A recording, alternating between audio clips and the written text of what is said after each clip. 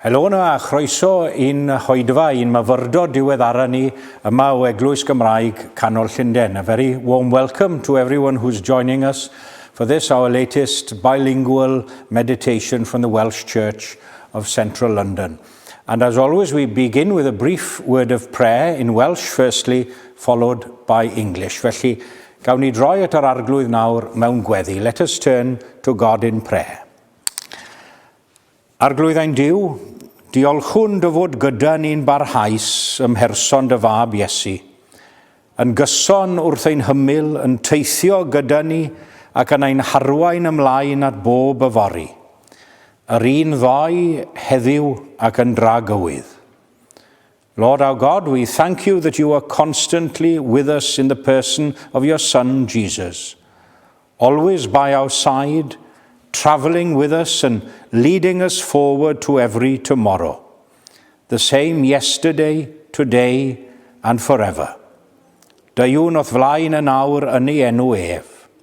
Amen.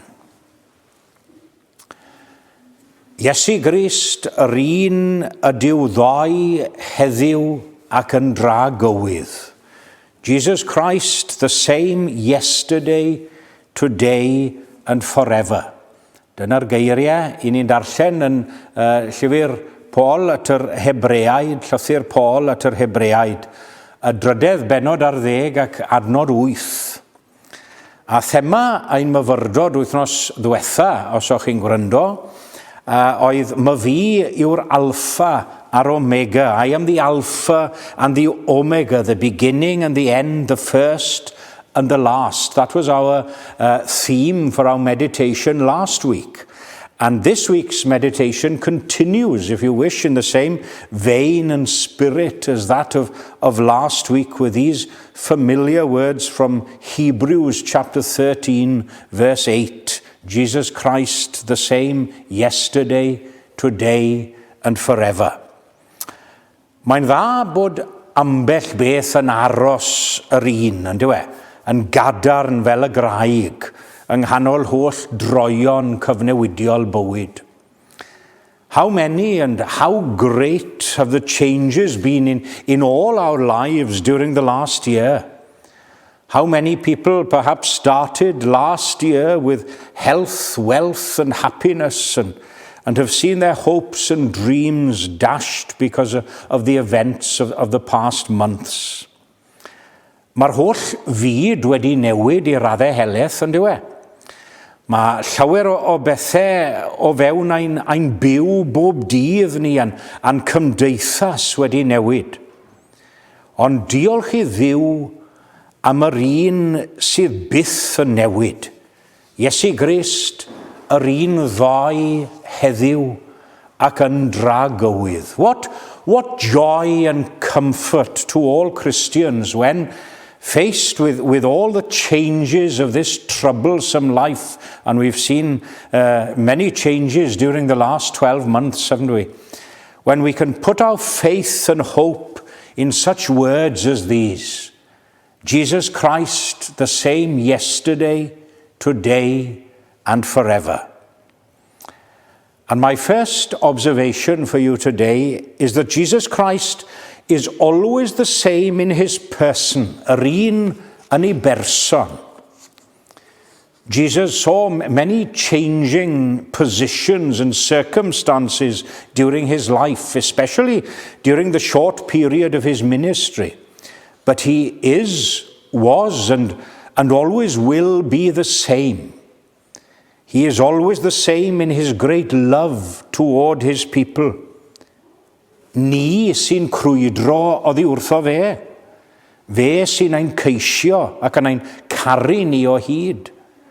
Ni sy'n anffyddlon ac yn amharchus tuag ato fe. Fe sy'n aros yn driw ac yn ffyddlon I ni gweitha'r cwbl.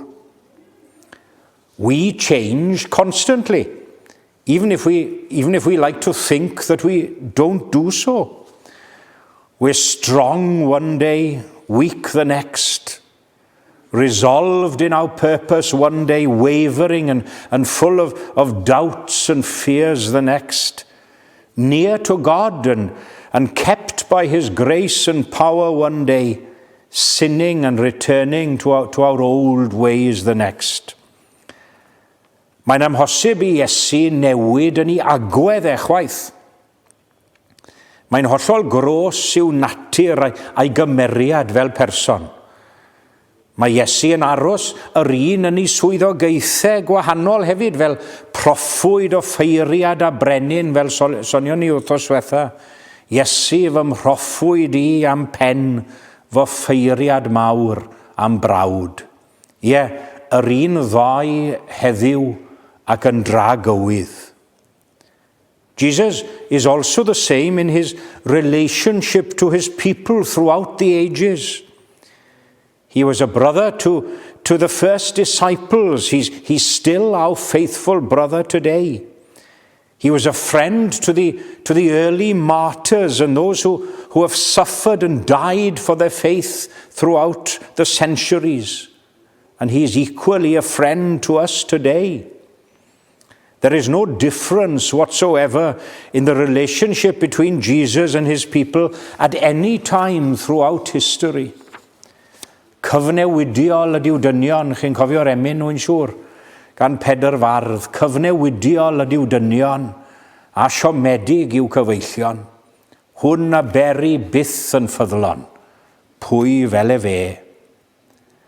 I'm sure we've all seen and experienced some people change over the years. How many times have we said about someone or another, oh, they're not the person they used to be? Certain circumstances along life's journey perhaps have changed them. Fame and fortune can change some people, change them until they're almost unrecognizable in comparison to who and what they used to be. And it's possible that at one time best friends become distant and even the closest of relationships and friendships can fade away. Nid felly gyda Iesu, cofiwch. That scenario would be impossible with Jesus, who is, after all, the same yesterday, today, and forever. Well, let's go a step further and observe that Jesus is always the same in his purpose as well as in his person. Yr un yn ei bwrpas hefyd.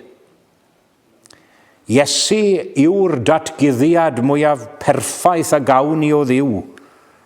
Iesu yw'r ymgnawdoliad fel i ni wedi dathlu nawr yn ddiweddar adeg yn y dolyg, yw'r ymgnawdoliad o'r ddelwedd uniongyrchol o Dduw ei hun, yn ei holl ysblander a'i holl ogoniant. We read in John's Gospel how in previous ages God revealed himself and spoke to us through the prophets. But in these last days, yn y dyddiau diwethaf hyn, medda fe, he has spoken to us through his Son. Can there be any more revealed to us this side of eternity than has already been made known to us in the person and work of Jesus? Iesu yw'r mwyaf cyflawn a'r mwyaf godidog o ddatguddiadau Duw ohono hun i'w bobl eriod. When we think of the gospel message of Jesus, it's the same in its effects upon people and it's the same in its results as well. Does dim newid yn ei addewid, yn ei gerydd, yn ei gariad ac yn ei fwriad. Yr un ddoi heddiw ac yn dra gywydd. Just imagine for a moment if the gospel message shifted and changed with the times. Here is a gospel message on the one hand for the first century, and here is a revised message for the second century, and the third and the fourth, 21 different gospels throughout the centuries with 21 different messages. Yes, no doubt our interpretation can change, and we can look at certain passages in a different light with the hindsight of our experience and an informed historical view, as it were. But the basic message and doctrine remains the same throughout the ages, the same yesterday, today, and forever. Ac ni fydd newid yn y neges hon yn dragywydd byth bythoedd. Bydd yr un canlyniad yn dilyn yr un efengil yn byth, treulio myrdd o oesoedd glân. Ni bydd y gan ond newydd. Which leads me to my third and final point today. Having observed that Jesus is the same in his person and in his purpose, to note that Jesus is the same in his work and in his way of working as well. Yr un yn ei weithgaredd ac yn ei ffordd o weithio. Sut oedd Iesu yn lledaenu I neges 2000 o flynyddoedd nôl, gwedwch? It pleased God by the foolishness of preaching to save them that believe. Chymod, mae rai o'r farn bod dyddiau pregethu ar ben. Dwi ddim yn cytuno, dwi ddim yn credu hynny o gwbl. Roedd pregethu yn rymus ac yn effeithiol yn yddiau'r Iesu. Mae'n dal yr un mor rymus ac yn effeithiol heddiw. Edrychwch chi nôl dros hanes yr eglwys a phan welwch chi pan ddaeth na amser o gyffro a diwygiad yn y tir, roedd pregethiad y gair yn amlwg hefyd. But you know, it seems to me as if some people are getting tired of this divine plan. Some think that they can be saved by modern innovations brought into worship or by the theatricals employed and who knows what else. Well, you know, people can try these things and try as much as they like. It might well be a help to some, and please don't think for a minute that I'm knocking different forms of worship. It's all acceptable in its place. But this is the point I wish to emphasize. Without the preaching and teaching of the Word of God, only disappointment and confusion will follow. Gwelodd Duw yn dda drwy ffolinau pregethu, gadw yr rhai sydd yn credu. Ac mae hyn yn sefyll yr un o hyd fel y mae Iesu Grist yn sefyll, yr un ddoi heddiw ac yn dragywydd. But remember also there must always be prayer with preaching. Mae'r cwrdd gweddi wedi mynd yn rhywbeth ddiethyr iawn yn y rhan fwyaf o'n capeli yn eglwysi ni bellach. Ond mae'r hen ddisgrifiad na o'r cwrdd gweddi fel powerhouse, pwerdu'r eglwys. Yr un mor wir a pherthnasol ag eriod, ond yw e. Think of the day of Pentecost, when the whole early church was assembled with one accord in one place, and when the whole church prayed together as one, that's when the effects and the results happened. A church without a strong element of preaching the word and praying for the work and effects of the Holy Spirit is a church without purpose, vision, and power in the world.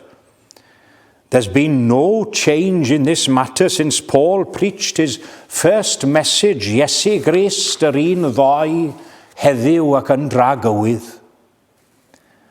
And as we now approach another challenging year in our lives, I'm sure, let's go forward with our trust and faith in an unchanging Saviour through the ever-changing things of this life and this world. Gan edrych ar Iesu, awdur a pherffeithydd ein ffydd, yr un ddoi, heddiw ac yn dragywydd. Ac gogoniant i'w enw. Amen.